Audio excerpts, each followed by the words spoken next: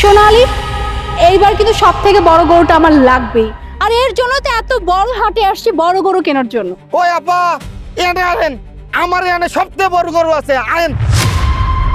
চলো। এই যে দেন। ও মাই গড, আলিফ জাস্ট দেখো, এত বড় গরুই তো আমি চাচ্ছিলাম। এই হাটে সব থেকে বড় গরু। হাই, এই গরুটার দাম কত? এটা তো ম্যাডাম চাইতেছি 12 লাখ টাকা। জান, আপনি শৌখিন লোক, আপনার আমি দেখেই বুঝছি, আপনি 10 লাখ টাকা দেন। আপনার মাথা ঠিক আছে? এই গরুর দাম 12 লাখ টাকা, 10 লাখ টাকা, এটা বড় জোর 4 থেকে 5 লাখ টাকা হবে। আপনি এত বাড়া বলছেন কেন?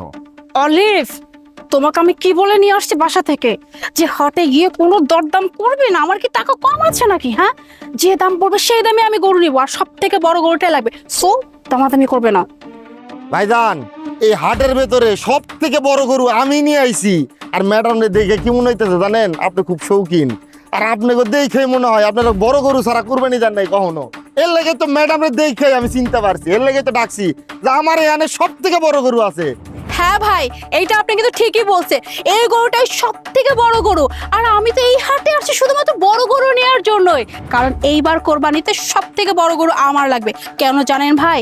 কারণ আমি আমার আত্মীয় স্বজন, পাড়া প্রতিবেশী, এলাকার সব থেকে বড় গরু কোরবানি দিব।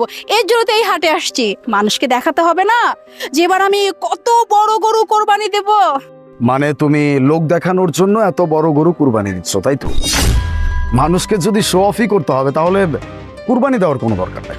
আলিফ, তোমার এই নীতিবান কথা না প্লিজ বাসায় বলবে, এখানে না। তোমার এই নীতিবান কথা কিচ্ছু যায় আসবে না।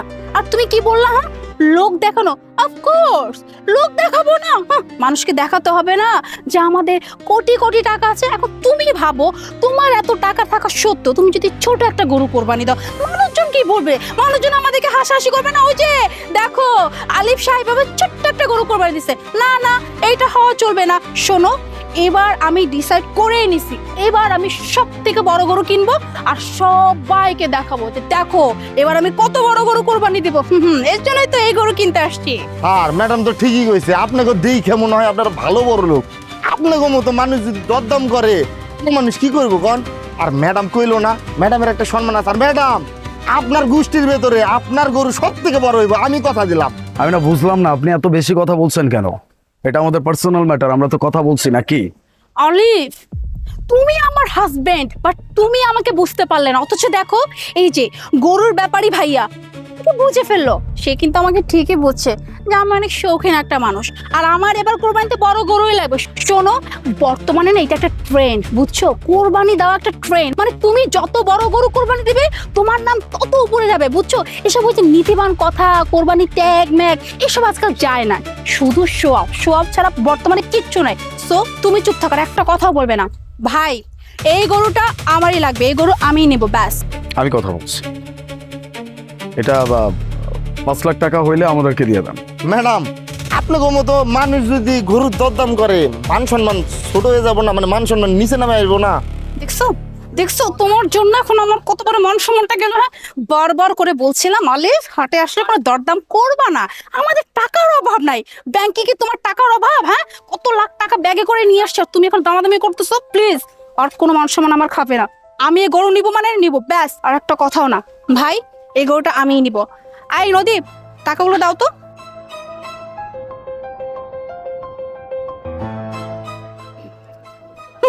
আমার নাকি টাকার অভাব আর দামাদামি করতে হবে?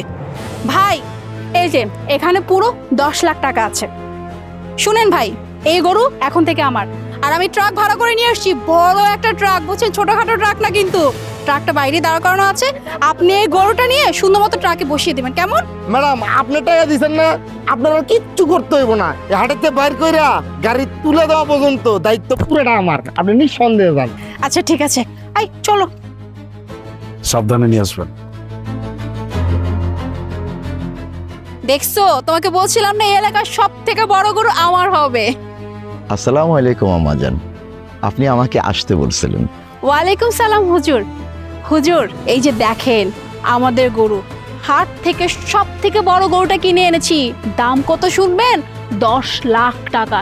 এই অত্র এলাকায় আমার থেকে বড় গরু আর কারো নাই। হুজুর, এই গরু হচ্ছে এই এলাকার সব থেকে বড় গরু, আর এইবার সব থেকে বড় গরু কোরবানি আমরা দিচ্ছি। আর হুজুর, আপনাকে ডেকে আনার কারণ হচ্ছে আপনি সবার আগে আমার এই গরুটা কোরবানি দিবেন, কেমন? হয়েছে কি আমাজান, আমি তো আপনার আগে আরো 3 জনকে কথা দিয়েছি, আরো 3টা কুরবানি করে তারপর আপনারটা কুরবানি করতে হবে। হুজুর, আপনি একদমই চিন্তা করবেন না। আপনি যেহেতু অন্য কাউকে কথা দিয়ে ফেলছেন, তাহলে ওগুলো সেরে তারপরে আমাদেরটা আপনি কোরবানি করে দিন। অলিভ, তুমি এত কথা কেন বলো? হ্যাঁ, বলছি না আমার আগে বেশি কথা বলবা না। হাটে গিয়ে করলা দরদাম, বারবার করে বলছি যে কোনো দরদাম করবা না, যত টাকা বলে তত টাকা দিয়ে আমি গরু কিনবো। আবার এখন এখন হুজুরকে বলতেছো সমস্যা নাই, আপনি যখন ইচ্ছে তখন আসবেন। কেন? হ্যাঁ, আমার গরু হচ্ছে সব থেকে বড় গরু, এই এলাকার মধ্যে সব থেকে বড় গরু, আর আমার গরু কোরবানি হবে পরে? একদমই না। হুজুর দেখেন, আমি আপনাকে একটা কথা ক্লিয়ারলি বলে দিচ্ছি, আমি আমার গরু কিনেছি 10 লাখ টাকা দিয়ে। এই অত্র এলাকায় এত দামি গরু আর কারো কাছে নাই। আর আপনি কিনা বলছেন আমার গরু কোরবানি হবে 3টা গরুর পরে? মানে কি হুজুর? আমি এই গরু কোরবানি দিচ্ছি মানুষকে দেখানোর জন্য। মানুষ যখন দেখবে নামাজ শেষ করেছি এত বড় গরু কোরবানি হচ্ছে, বুঝতে পারতেছেন আমার মানটা কত উপরে উঠে যাবে? আর আপনি কিনা আমার মানটা নষ্ট করতে চাচ্ছেন। 3টা গরুর পরে যদি কোরবানি দেন, আমার গরুকে কেউ দেখতে আসবে? এই যে এত টাকা খরচ করলাম কেন? মানুষকে দেখানোর জন্যই তো। দেখেন হুজুর, আমি এত কথা শুনতে চাই না। আপনাকে একটা কথা বলতেছি, আপনি কি বললেন, কাকে না কাকে যেন কথা দিচ্ছেন, ওসব কথা মতো সব বাদ। আপনাকে আমি অনেক টাকা দিব, যত টাকা চান তত টাকা দিব। আপনি নামাজ শেষ করে সবার আগে আমার গরু কোরবানি দিতে আসবেন। মনো, প্লিজ, অনেক হয়েছে। কুরবানি লোক দেখানোর জন্য না, এটা আগে বুঝতে হবে। আর হুজুর তো বললো যে অন্য 3 জনকে সে কথা দিয়ে ফেলছে। কথা না বুঝেই কেন কথা বাড়াও এত? আমাজান, আপনি হয়তো ভুল করতেছেন, আমরা পশু কুরবানি দিয়ে কোনো হাদিয়া নেই না। কি বলেন হুজুর? আমি না বুঝলাম না, কেন? আপনাকে তো আমি টাকা দিব, তাই না? আর টাকা দিলে মানুষ সব কাজ করতে পারে, তাহলে আপনি টাকা দিলে কেন আমার গরুটা কোরবানি করবেন না?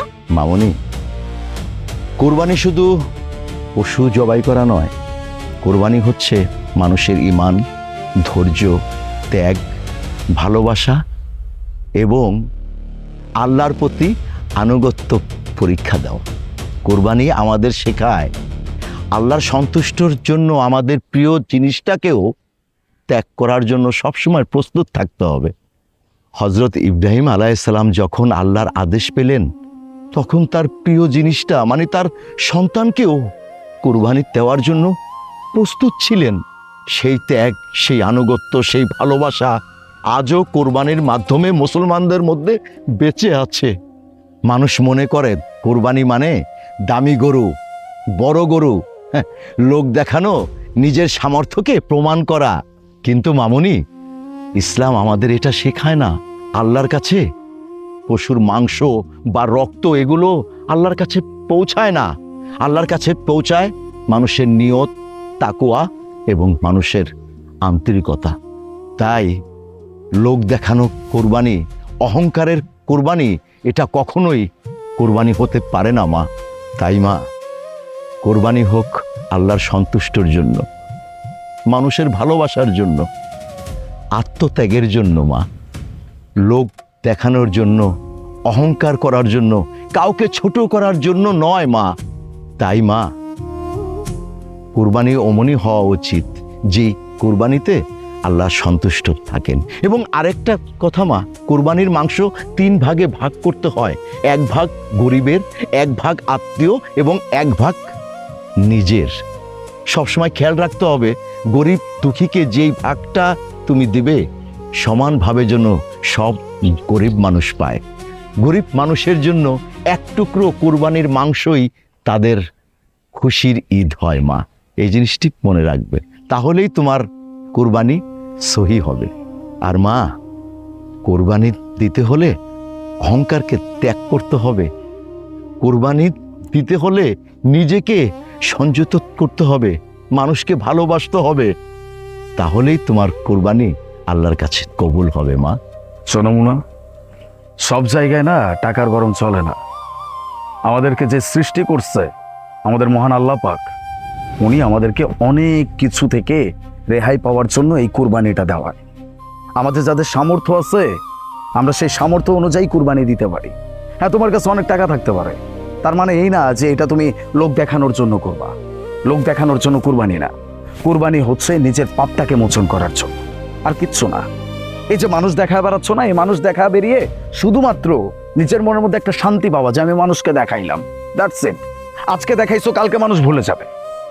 কিন্তু তুমি যদি মন থেকে আল্লাহর উদ্দেশ্যে কুরবানি করো, তাহলে সেইটা হবে তোমার কুরবানি। কুরবানি বললেই হয়ে যায় না, অনেক বড় গরু কিনলেই কুরবানি হয়ে যায় না, অনেক টাকা দিয়ে গরু কিনলেই কুরবানি হয়ে যায় না। কুরবানির কিছু নিয়ম আছে, এই নিয়মগুলো মানতে হয়। আমি হাটের মধ্যে তোমার সাথে বেশি তর্ক করি নাই, শুধুমাত্র একটা কারণে, যে সম্মান আছে, এই সম্মানটা হানি করব না, দ্যাটস ইট। এছাড়া কিছু না। এখনো বলছি, শুধরাও নিজেকে। আজকে টাকা আছে, কালকে টাকা নাও থাকতে পারে। মানুষের সময় পরিবর্তন হইতে কিন্তু 1 সেকেন্ডও সময় লাগে না। হ্যাঁ আলিফ, আমি এখন বুঝতে পারতেছি হুজুর যখন কোরবানির আসল ফজিলত কি, কেন কোরবানি দেওয়া হয়, সবকিছু যখন বুঝিয়ে বলল, আমি এখন বুঝতে পারতেছি যে আমি আসলে কতটা ভুল পথে ছিলাম। হুজুর বিশ্বাস করেন, আমার এখন মনে হচ্ছে আমি আমি এত ভুল কেন করলাম। এখন আমার নিজের কাছে নিজের খারাপ লাগতেছে যে আমি আমি জেনে বুঝে আমি এত বড় ভুল কিভাবে করলাম।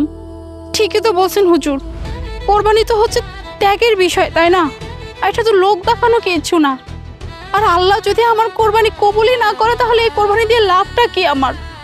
আল্লাহ আমাকে এতটা তৌফিক দিছে, আমি কোরবানি দিতে পারতেছি, কিন্তু তাই বলে যে এভাবে লোক দেখানো কোরবানি আমি দিতে চাচ্ছিলাম, বিশ্বাস করুন হুজুর, আমি বুঝতে পারি নাই। আমি আরো ভেবেছি যে যত বড় গরু হবে, মানুষকে দেখাতে পারবো, তত হয়তো আমার এক নাম হবে। কিন্তু এই দুনিয়ার মানুষের কাছে নাম কামানো, তো এটা তো কোরবানি না। স্বয়ং আল্লাহ যদি আমার উপর নারাজ থাকে, আমার উপর খুশি না হয়, তাহলে তো এই কোরবানি দিয়ে তো আমার কোনো লাভই হলো না, বরং উল্টা আমি নিজের ক্ষতি করলাম, আল্লাহর অসন্তুষ্টি লাভ করলাম।